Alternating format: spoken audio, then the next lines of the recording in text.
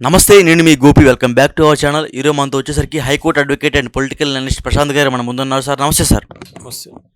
Sir, Janasena party నుంచి last time పోటీ చేసిన మాజీ పోటీ చేసిన ఒక ఎమ్మెల్యే అనుకోవచ్చు. అదేవిధంగా ఇప్పుడు సీటు దక్కలేదని వైసీపీ పార్టీలో చేరిన పోతిని మహేష్ అని ఎవరైతే ఉన్నారో విజయవాడ క్యాండిడేట్, ఆయన పవన్ కళ్యాణ్ మీద చాలా ఆరోపణలు అయితే చేస్తున్నారు.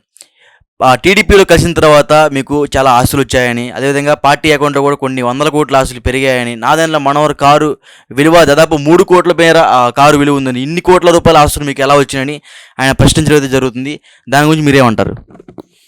అంటే ఇప్పుడు ఎవరైనా రాజకీయాలకు వస్తే వాళ్ళకి ఇప్పుడు మనకు ఉన్న వెసులుబాటు ఏంటంటే వాళ్ళకి కొన్ని ప్రివిలేజెస్ ఉంటాయి. ఎమ్మెల్యేస్కి, ఎంపీస్కి. ఇప్పుడు మన ఆంధ్రప్రదేశ్లోనైతే శాలరీస్ బాగున్నాయి ఎమ్మెల్యేస్కి. వేరే తెలంగాణలో కూడా శాలరీస్ బాగున్నాయి, వాళ్ళ ప్రివిలేజెస్ ఉన్నాయి. ఒకప్పుడు పూర్వకాలం ఇలాంటివి ఏం లేకుండే కదా. చాలామంది సింపుల్గా ఒక సైకిల్ మీద వెళ్ళి శాసనసభలో కానీ సమావేశాలకు అటెండ్ అయిన సందర్భాలు ఎన్నో ఉన్నాయి. అలాంటి ఎంతోమంది వ్యక్తులు ఉన్నారు. పుచ్చలపల్లి సుందరయ్య గారు అని ఉండే, అతను సైకిల్ పైన వెళ్ళి శాసనసభ సమావేశాలకు అటెండ్ అయ్యే అలాగే చాలామంది ఉన్నారు అట్లా. అయితే ఇప్పుడు ఏంటంటే ట్రెండ్ చేంజ్ అయింది. ఇప్పుడు ఎవరు వెళ్ళినా శాసనసభలకు వెళ్తుంటే ఇప్పుడు ఫారిన్ కంట్రీస్ కంటే ఎక్కువ కాన్వాయిస్ మెయింటైన్ చేయడం, కార్స్ మెయింటైన్ చేయడం, ట్రాఫిక్కి ఇబ్బంది పెట్టడం. వాళ్ళు వెళ్తున్నప్పుడు అక్కడ ట్రాఫిక్ ఆంక్షలు చెప్పడం జరుగుతుంది. అయితే ఇప్పుడు ఏమవుతుందంటే వాళ్ళు ఇప్పుడు ఇప్పుడు అతను ఒకప్పుడు మహేష్ గారు జనసేన పార్టీలో ఉండే, ఆయన అన్ని దగ్గర నుండి అబ్జర్వ్ చేశారు పవన్ కళ్యాణ్ గారు. అయితే పవన్ కళ్యాణ్ గారి విషయంలో అంత ఆల్ ఆఫ్ సడన్గా ఓన్లీ పార్టీలో చేయడం వల్ల అతనికి డబ్బులు ఎక్కువైనాయి, ఆస్తులు ఎక్కువ వచ్చినాయి అనేది అది అంత పెద్ద ఆధారపూరితమైన ఆరోపణ కాదు, అది నిరాధారమైంది. ఎందుకంటే పవన్ కళ్యాణ్ గారు చాలాసార్లు పబ్లిక్ మీటింగ్లో చెప్పారు, నేను ఒక సినిమాలలో నేను ఒక హీరో పాత్ర పోషిస్తే నాకు కొన్ని కోట్ల రూపాయల రెమ్యునరేషన్ వస్తుంది. నాకు ఈ రాజకీయాలకు రావాలని అంటే దాంట్లో వచ్చింది నాకు ఇన్కమ్ తక్కువనే. నేను ఈ నేను ఒక నేషన్ వైడ్ క్రేజ్ ఉన్న ఒక మార్కెట్ ఉన్న హీరోని, నాకు కొన్ని కోట్ల రెమ్యునరేషన్ వచ్చే అవకాశం ఉంది అని చెప్పడం జరిగింది. అదేవిధంగా అతను ఓన్లీ పొలిటికల్ అన్నప్పుడు పొలిటికల్ పార్టీకి కొన్ని ఫండ్స్ వస్తాయి. ఇప్పుడు ఒక రాజకీయ పార్టీ అధ్యక్షుడు కాబట్టి ఆయన ఆ ఫండ్స్ని ఏ విధంగా ప్రజల నుండి కూడా ఫండ్స్ వస్తుంటాయి వాళ్ళకి. ఆ ఫండ్స్ని ఆయన ఏ విధంగా దాన్ని చేసుకుని పోతున్నాడు. ఇప్పుడు కార్స్ అనేవి మనం చెప్తున్నాం కదా, మన ఇండియన్ పాలిటిక్స్లో అదొక పెద్ద ఫ్యాషన్ అయిపోయింది. ఎవరికి ఎక్కువ కార్స్ ఉండాలి, ఆ కార్ స్టేటస్ అయిపోయింది. చూడండి, దాంట్లో ఏ సామాజిక వర్గాన్ని చూడవద్దు. అట్లా ఎవరికైనా ఇప్పుడు SC, ST, BC, even upper caste political లీడర్స్కి అందరికీ ఈక్వలెంట్ స్టేటస్ కార్స్ ఉంది. అక్కడైతే స్టేటస్ సమానం అవుతుంది, irrespective of their social status. కార్లు ఆ విధంగా మెయింటైన్ చేస్తున్నారు. డబ్బులు ఎట్లా వస్తున్నాయి, ఏమొస్తున్నాయి అనేది వాళ్ళు ఒక హోదా ఉన్నారు కాబట్టి వాళ్ళు దాన్ని మేనేజ్ చేసుకోగలుగుతారు.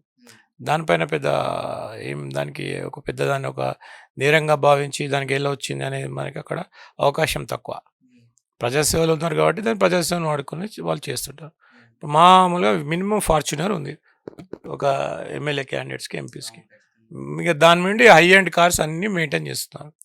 ఇప్పుడు మనకు మామూలుగా సోషల్ మీడియాలో చిన్న చిన్న యాడ్స్ వస్తుంటాయి. ప్రజలేమో బస్సులో పోతుంటే ఇప్పుడు ఎమ్మెల్యే గారి భార్యకు ఒక కారు, వాళ్ళ కొడుకు ఒక కారు, బిడ్డకు ఒక డిఫరెంట్ కార్స్ అక్కడ ఉండట్లా ఈ విధంగా జరుగుతుంది. అయితే ఆస్తుల విషయానికి వస్తే పవన్ కళ్యాణ్ గారి పైన ఇప్పుడు ఇతరు ఎవరైతే ఆరోపణ చేశారో మహేష్ గారు, అది పవన్ కళ్యాణ్ గారు పార్టీలోకి చేరిన తర్వాత పార్టీని పెట్టి డబ్బులు సంపాదించారు అనే విషయం పైన అది విచారణకు సంబంధించిన అంశం. అదే లీగల్గా ఆయన ప్రొసీడ్ అయ్యిందా, ఏదైనా పిటిషన్ ఫైల్ చేసిండా, దాన్ని బట్టి ఆ నిజానిజాలు బయటకు వస్తాయండి. అంటే అదేవిధంగా పోతిని మహేష్ ఏమంటున్నాడంటే, అల్లు అర్జున్ నీకన్నా చాలా బెటరు, అతను గుప్తదానాలు చేస్తున్నాడు, నువ్వు ప్రతిదానం చేసి అందరికీ గొప్పగా చెప్పుకుంటున్నావు అని బహిర్గతంగా ఆయన మీద కాంట్రవర్సీగా మాట్లాడుతుంటే జరుగుతుంది. దానికి మీరు ఏమంటారు? అంటే సార్, ఇది ఇప్పుడు నాకు ఇక్కడ లాజికల్గా ఏమర్థమైందంటే, ఇవన్నీ పవన్ కళ్యాణ్కి ప్లస్ అవుతుంటాయి. ఎందుకంటే ఆయన విమర్శ చేస్తే ఆయన ఎప్పుడు పబ్లిక్ నాలుకల పైన ఆయన ఎప్పుడు ఉంటాడు. దానివల్ల పవన్ కళ్యాణ్ గారి ఇమేజ్ పెరిగే అవకాశం ఉంటుంది. ఇప్పుడు మనం పవన్ కళ్యాణ్ గారి సినిమాలు వస్తలేవు అని కాదు, ఇప్పుడు డైలీ ఒక సినిమా పవన్ కళ్యాణ్ గారి గురించి యూట్యూబ్లో వస్తుంది, విమర్శలు జరుగుతున్నాయి.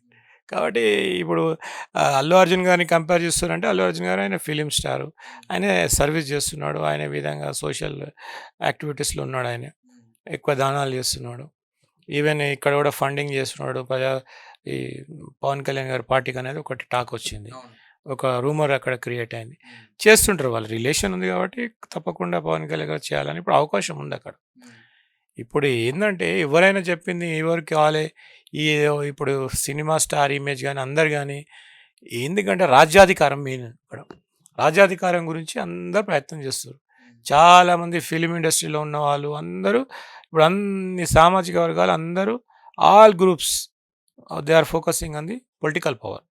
ఇప్పుడు దీంట్లో పొలిటికల్ పవర్ రావాలంటే ధనమే మూలం, అక్కడ డబ్బులు సంపాదించుకోవాలి. అయితే ఇక్కడ ఇప్పుడు ఈ సందర్భం ఏంది, మహేష్ గారు పవన్ కళ్యాణ్ గారు పార్టీ మారిన తర్వాత, పార్టీ కంటే ముందు అతను డబ్బులు, పార్టీ పెట్టిన తర్వాత ఎక్కువ డబ్బులు వచ్చినాయి. ఇవి చాలామంది పార్టీలోకి వచ్చిన తర్వాత లగ్జరీస్ మెయింటైన్ చేస్తున్నారు అనేది. కానీ వాళ్ళకున్న నేపథ్యాన్ని ఆల్ ఆఫ్ సడన్గా ఎవరు చేయరు, స్లోగా వస్తుంది.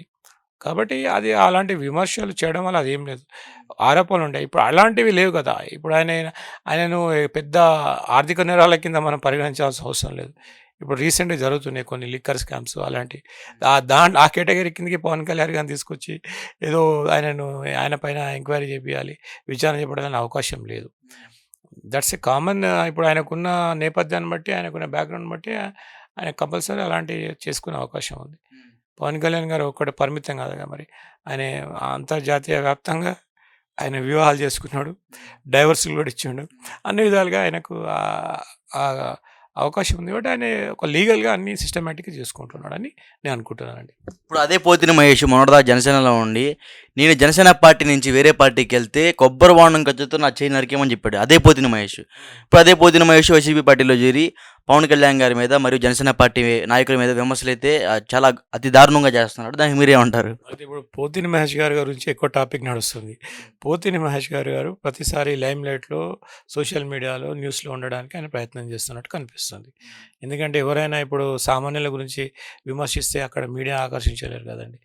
పోతిని మహేష్ గారు ఆ పార్టీలో ఉన్నారు కాబట్టి మీడియా కూడా, ఎందుకంటే ఆయనకు తెలుస్తుంది, ఆయన దగ్గరుండి చూశాడు కాబట్టి, ఆయనతోనికి పొలిటికల్ జర్నీలో ప్రయాణించాడు కాబట్టి ఆయనకు అక్కడున్న మూలాలు ఏంటి, సీక్రెట్స్ ఏంటివి, అది ఏందని ఆయనకు అవగాహన ఉంటుంది కాబట్టి మీడియా కూడా ఆయన చుట్టూ ఉంటుంది.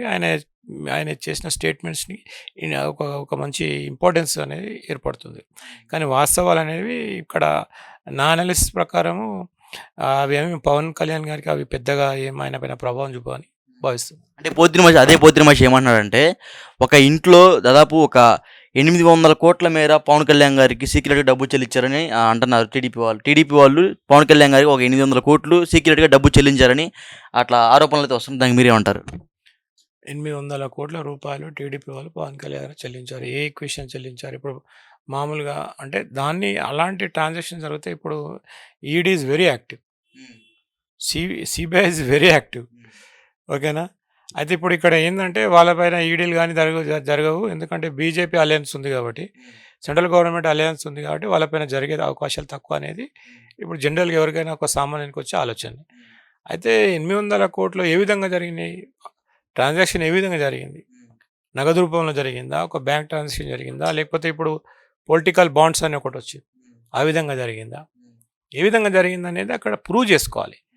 చెప్తే ఏదో ఊహాజనితమైన మాటలు చెప్పడం వల్ల అది ఓన్లీ పబ్లిక్లోకి వెళ్ళిన తర్వాత అది ఏ విధంగా జరుగుతుంది అనేది దాన్ని చూడాలి. దానికంటే ఒక ఇన్వెస్టిగేషన్ ఏజెన్సీ ఉంది ప్రతి దాంట్లో.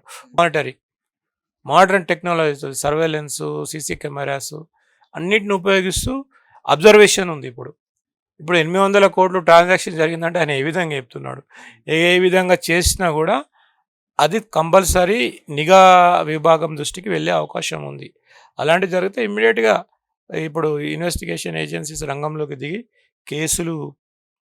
వాళ్ళపైన కేసులు రిజిస్టర్ చేసి ఇన్వెస్టిగేషన్ చేసే అవకాశం ఉంది. Okay sir, thank you sir.